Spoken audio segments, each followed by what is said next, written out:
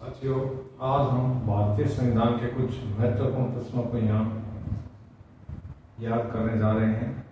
किस शॉर्ट तरीके से हम उनको याद करें और किस प्रकार के प्रश्न गत परीक्षाओं में आए हैं और आगामी परीक्षाओं में आएंगे, तो इन सब की हम यहाँ विस्तार से विश्लेषणात्मक चर्चा कर रहे हैं। पहला प्रश्न है, अपना बिंदु है भारतीय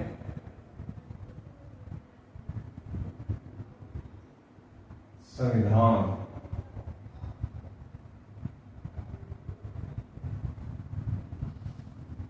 सबसे पहले भारतीय संविधान सभा में कुल कितने सदस्य थे और इसका स्रोत कहां से पैदा हुआ। ये साथियों कैबिनेट मिशन के प्रस्तावों से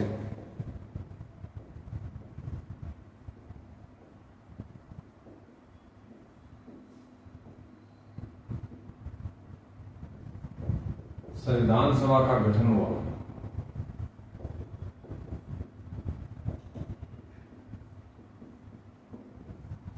और इसकी पहली बैठक 9 दिसंबर 1946 को हुई थी। 9 दिसंबर 1946 को। और संविधान बनाने में कुल 2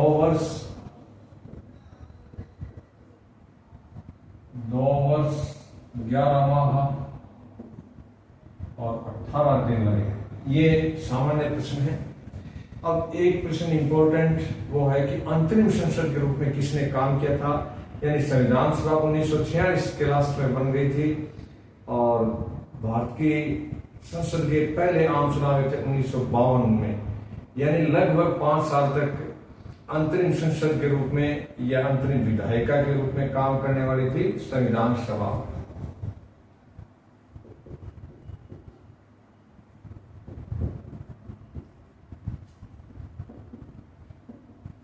अंतरिम संसद का कार्य संविधान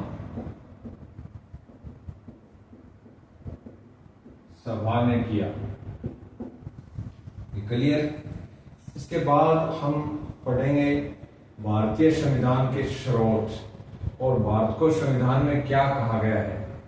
अब स्रोतों की हम चर्चा करते हैं कि भारतीय संविधान का सबसे बड़ा स्रोत है भारत शासन अधिनियम 1935। यानी 1935 के अधिनियम की लगभग बातें हमारे वर्तमान संविधान में समाहित की गई है।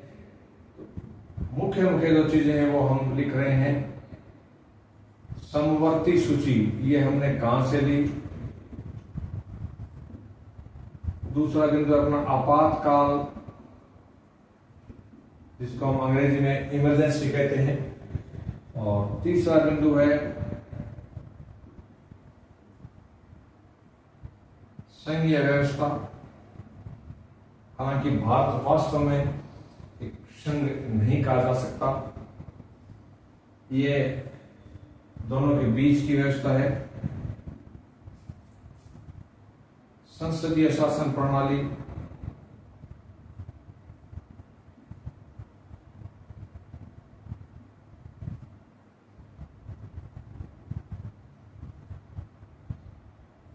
नीति निर्देशक,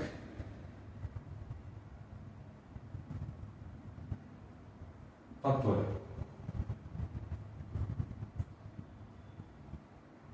संविधान,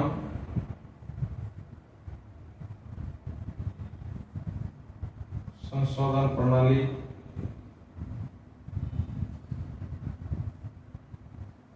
आपातकाल का हमने लिख दिया।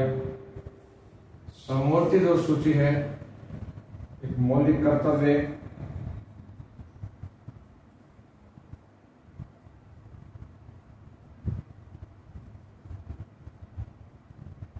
एक मौलिक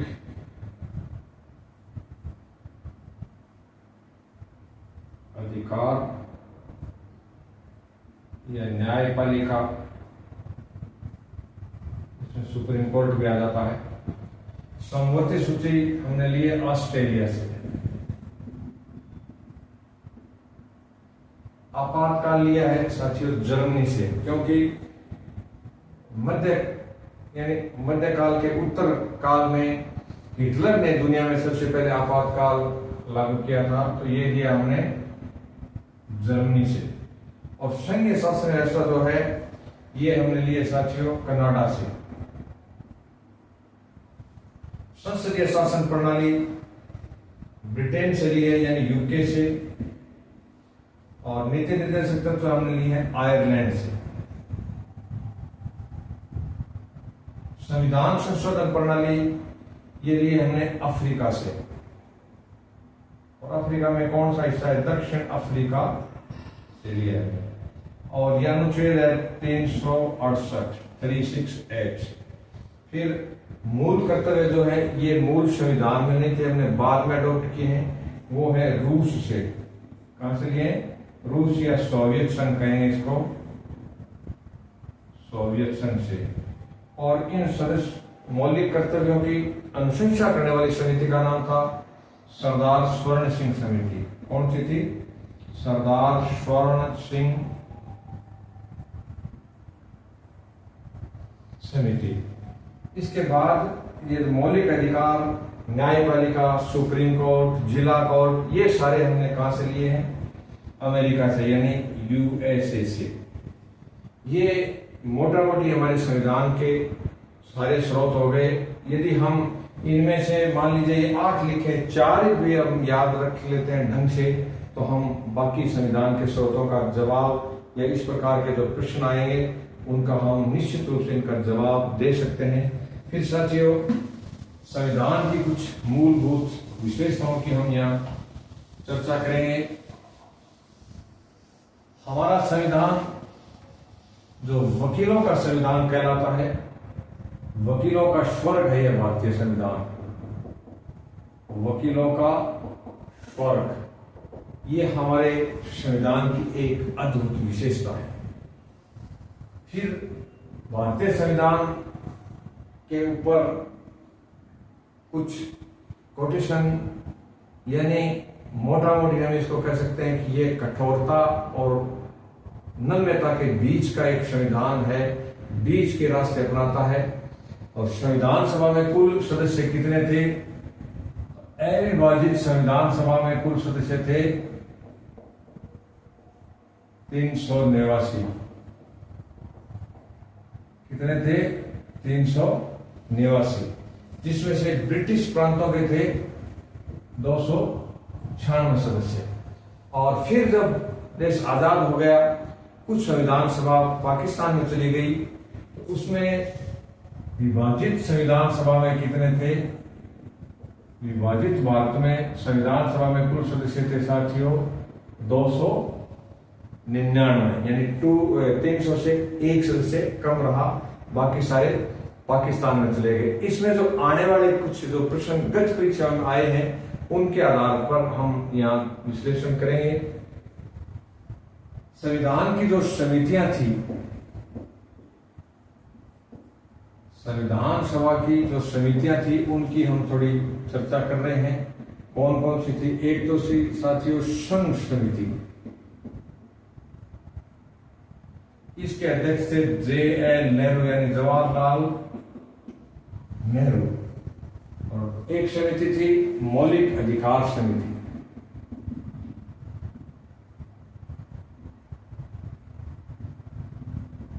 मौलिक अधिकार समिति के अंदर कुछ विभाजन थे, जैसे एक अल्पसंख्यकों से संबंधित थी, एक जो बहिष्कृत क्षेत्र थे भारत में मिलने थे उनसे संबंधित समिति, वो भी इसी में आ गई थी। और एक थी जनजाति क्षेत्रों वाली समिति, तो उनके अध्यक्ष अलग अलग थे। हम केवल मौलिक अधिकार समिति की चर्चा करेंगे। इसके अध्यक्ष थे साथियों सरदार पटेल, सरदार वल्लभ भाई पटेल।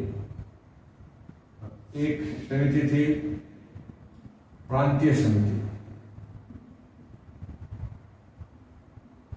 इसके अध्यक्ष थे सरदार वल्लभ भाई पटेल, मैंने 2 कर दिया।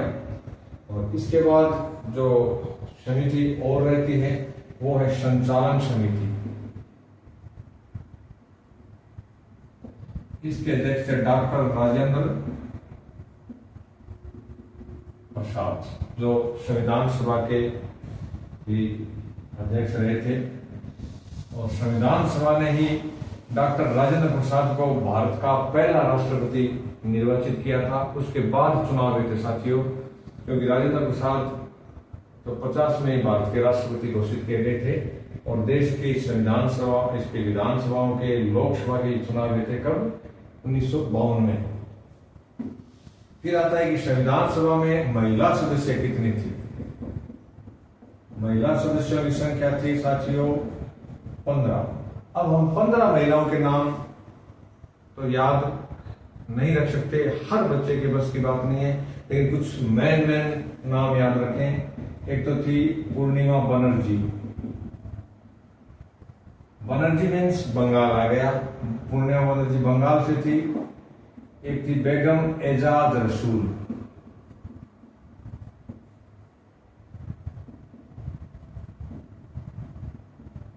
एक थी हंसा मेहता। आगामी नाम आता है दुर्गाबाई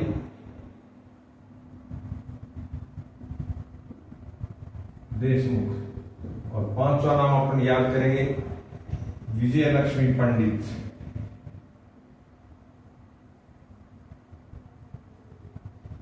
फिर आगामी नाम है राजकुमारी अमृत कौर। राजकुमारी अमृत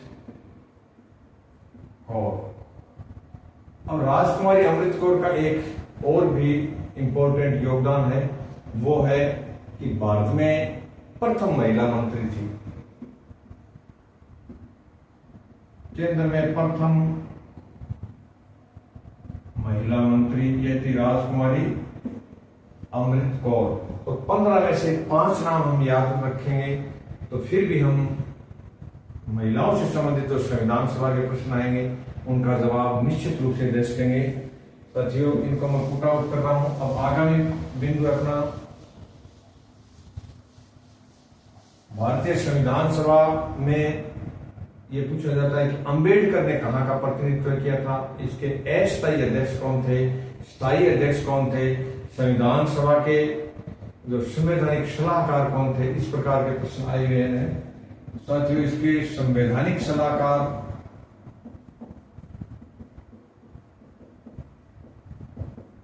और एक प्रश्न अपने संविधान सभा के प्रवक्ता यानी स्पोक्समैन, स्पोक्स पर्सन कौन थे। संवैधानिक सलाहकार, प्रवक्ता और उसके बाद आता है अस्थायी अध्यक्ष। संवैधानिक सलाहकार थे साथियों BN राव और प्रवक्ता कौन थे? ये थे राधाकृष्णन, S राधाकृष्णन, जो बाद में भारत के पहले उपराष्ट्रपति रहे और लगातार 2 बार उपराष्ट्रपति रहे और फिर राष्ट्रपति बने थे, S राधाकृष्णन। और अस्थायी अध्यक्ष थे सच्चिदानंद सिन्हा, सच्चिदानंद सिन्हा। और हमारी संविधान सभा ने हमारी अस्थायी अध्यक्ष यानी अंतरिम सदस्य के रूप में काम किया था। फिर एक प्रश्न और इंपॉर्टेंट है, वो है कि संविधान सभा में उद्देश्य प्रस्ताव किसने प्रस्तुत किए। तो उद्देश्य प्रस्ताव प्रस्तुत करने वाले थे साथियों JL नेहरू यानी जवाहरलाल नेहरू। हमारा जो संविधान है वो विभिन्न संविधानों की कुछ चीजें ग्रहण करके एक लचीला और कठोर इनके बीच का संविधान बनाया गया है और इसमें समय समय पर संशोधन हुए हैं। आगामी वीडियो में हम पहला संशोधन, संविधान संशोधन कब हुआ, अंतिम कब हुआ और मूल संविधान में साथियों कितने अनुसूचियां, कितने अनुच्छेद थे। तो हम मूल संविधान की बात कर रहे हैं। मूल संविधान में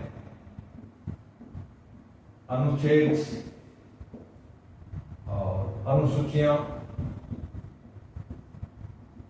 और एक बिंदु है अपने भाग तो थे साथियों 22 भाग और अनुसूचियां थी इसमें 8, जो वर्तमान में बढ़ करके 12 हो चुकी हैं।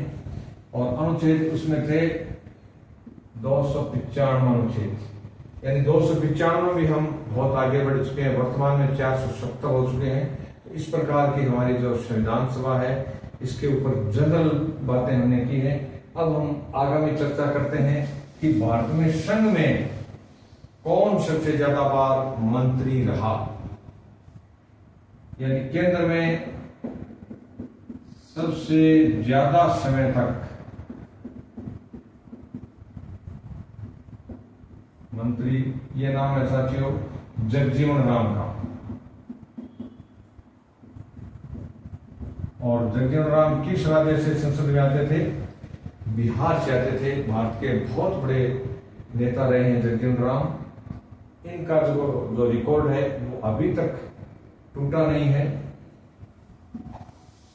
फिर एक प्रश्न आता है कि सबसे ज्यादा समय तक प्रधानमंत्री और सेकंड टेन्योर, यानी सबसे लंबा कार्यकाल जवाहरलाल नेहरू का है, और जो सेकंड टेन्योर है प्रधानमंत्री के रूप में वो टेन्योर है इंदिरा गांधी की। और अब हम थोड़ी चर्चा करेंगे कि मूल संविधान में मौलिक अधिकार कितने थे।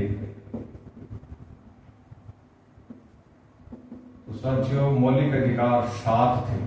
और 1978 में, याद रखें, सन भी याद रखें, 1978 में यानी 1978 में 44वें संशोधन द्वारा, किस संशोधन से? 44वें संशोधन से संपत्ति का अधिकार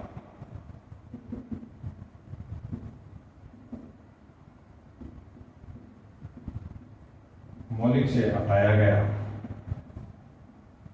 और अब इसको केवल मात्र एक कानूनी अधिकार रखा गया है, मूल अधिकारों से इसको हटा दिया गया है।